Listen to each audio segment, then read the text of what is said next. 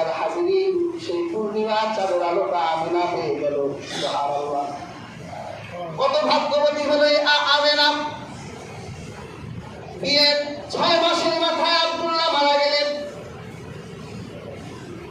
আমেনা মুহাম্মদ সাল্লাল্লাহু আলাইহি সাল্লামকে তার রেহেমেতে কতটা পরিবর্তন হলেন।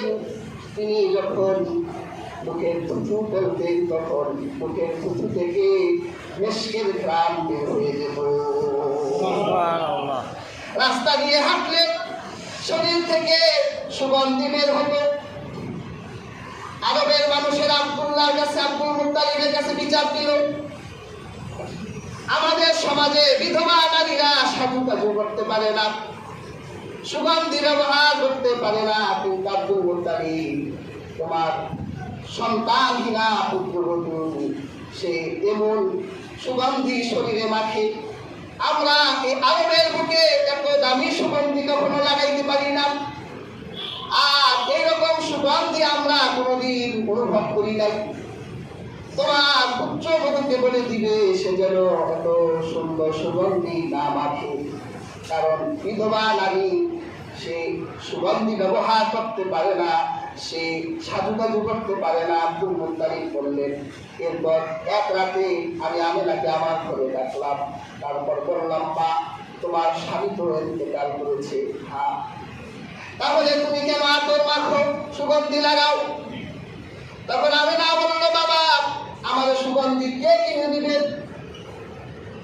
আমি তো সুগন্ধি মাখি না, তবে আমি এক রাতে স্বপ্ন দেখলাম, এক অদৃশ্য আওয়াজ আমাকে দেখে বলছে, আমেনা, তুমি তো বিশ্ব জাহানের সমস্ত মানুষের সাকিয়তকে তোমার পেটে ধারণ করেছ, তোমার পেটে রাহমাতুল লিল আলামিন আছে।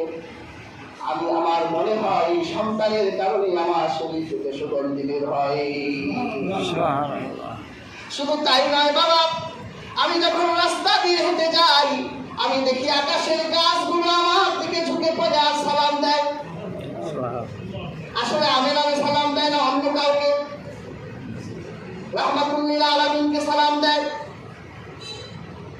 বাবা শুধু তাই নয়, আমি যখন পানি আনার জন্য কুয়ার সামনে যাই, এতদিন সেই কুয়ার ভিতরে বালতি ফেলে আমাকে পানি কষ্ট করে উঠাতে হতো, কিন্তু এখন আমি যদি কুয়ার সামনে গিয়ে দাঁড়াই, কুয়ার পানিগুলো আমার চেহারা দেখলে ঘুরে ঘুরে আমার হাতের সামনে চলে আসে, আমার বালতি ফেলতে হয় না।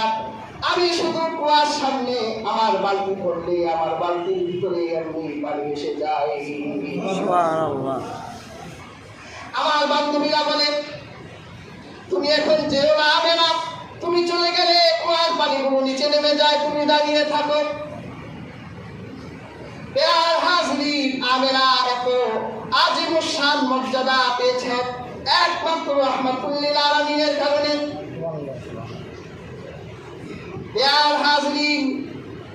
রবিউল আউয়াল ঐতিহাসিকদের মতে সবচেয়ে যোগ্য হয় 12 রবিউল আউয়াল, সোমবার সুবহে সাদিকের সময় আব্দুল্লাহ সুবহে সাদিকের কিছুক্ষণ আগে উঠে গেছে। আমেনা বলেন, আমি তখন ঘরে ঘুমিয়ে আছি, আমি আজব আজব স্বপ্ন দেখতে লাগলাম।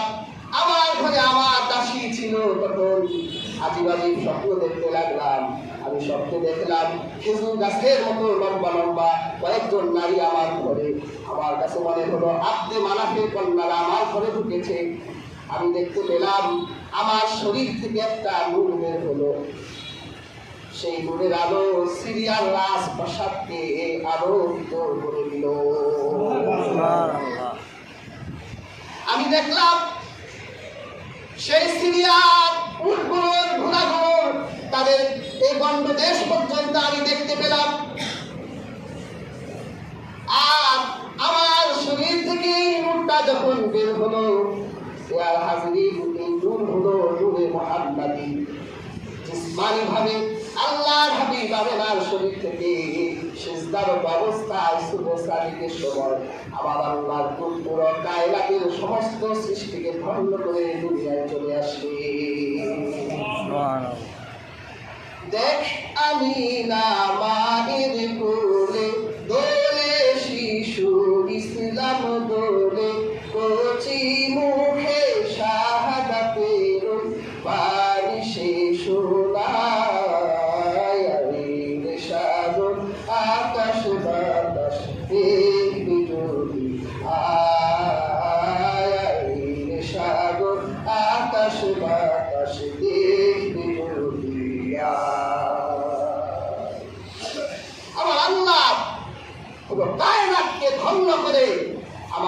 সৃষ্টিকে পূর্ণ করে 12 রবিউল আউয়াল সোমবার শুদ্ধ সাদিকের সময় রাহমাতুল লিল আলামিন দুনিয়ায় এসেছিলেন।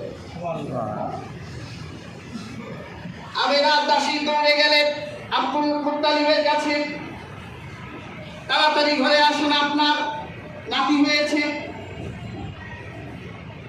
আব্দুল মুত্তালিব ঘরে আসলেন, এসে দেখলেন পূর্ণিমা চাঁদের মতো সুন্দর এক নাতি। ইয়ার হাজরিন, আব্দুল মুত্তালিব জানতেন তার ওই নাতি যশ সম্পূর্ণ হবেন। ইয়ার হাজরিন, এই নাতিকে নিয়ে তিনি এক মুহূর্ত দেরি করলেন না, কাবার চত্বরের সামনে গিয়ে দাঁড়ালেন। তারপর কাবার প্রভুর সামনে বললেন, হে কাবার প্রভু, আমি জানতে পেরেছি এই বাচ্চাটি আপনার মহব্বতের শান শওকত পূর্ণ মর্যাদা পূর্ণ হবে। সকল অনিষ্ট থেকে আমি আপনার কাছে এই শিশুটির ব্যাপারে আশ্রয় চাই। ইয়ার হাজরিন, আব্দুল মুত্তালিব দোয়া করে রাসূলুল্লাহকে নিয়ে আসলেন। আরবের রসম রেওয়াজ অনুযায়ী 7ম দিনে আল্লাহর হাবিবের আকিকা করা হলো। আরবের সমস্ত মানুষকে কুরাইশ নেতাদেরকে ডাকা হলো বাড়িতে, সবাই এলো, জিজ্ঞাসা করলো নাতির নাম কি রেখেছ? আব্দুল মুত্তালিব বলল, নাতির নাম রেখেছি মুহাম্মদ। আর আমরা বলতো আহমদ।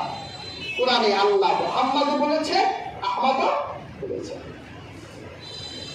ওরা বললো, দেখো আমরা তো মুহাম্মদ নাম এই আরবে কোনোদিন শুনি নাই। মুহাম্মদ শব্দের অর্থ হলো যার প্রশংসা করা হয়। আমরা কি রাসূলুল্লাহর প্রশংসা করি না?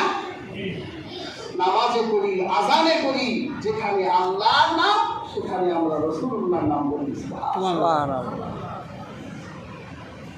আর আব্দুল মুত্তালিব বলল, আমি জানতে পেরেছি যে আমার এই নাতি যশ খ্যাতি সম্পন্ন হবে। আব্দুল মুত্তালিবের এই কথা বৃথা যায়নি। যতদূর পর্যন্ত রাসূলুল্লাহ রিসালাত আছে, তত দূর থেকে রাসূলুল্লাহ খ্যাতি মদিনা মুনাওয়ারায় পৌঁছে যায়। আর রাসূলুল্লাহর মা আহমদ বলে ডাকতেন। আহমদ অর্থ হচ্ছে যিনি অধিক